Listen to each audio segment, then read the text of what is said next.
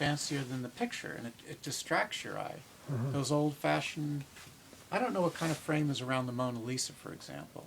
Is it one of those all gilded frames? I saw the Mona Lisa once in New York. But, oh, it was traveling? I didn't know that. So here you have a little bit of... See, now you have to ask yourself, how does that affect the image? Like if my eye... See, your brain can focus on things and miss other things, right? Like when that cop was running by and he completely missed the criminal off to his right? Your brain can completely miss things.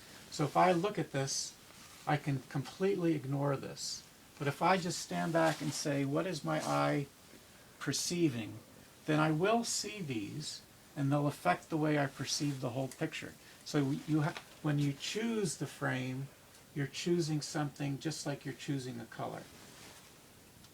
And so when you add these things to the frame, you're trying to create something that extends the picture outward to the viewer. Sure. So that's kind of what this is doing. And why you chose the abacus, you just liked it. I had it lying around, and I thought, well, that'll work. I do that all the time. You know, I like the idea. You know, all these paints are expensive, and the paper is trees, and you have so much stuff just lying around. I have tons of things, and I just pick them up and I use them.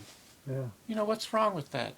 Okay, thank you, David Sokal, for your illumination on my framing, my unusual framing. Yeah, the framing is a big part of it.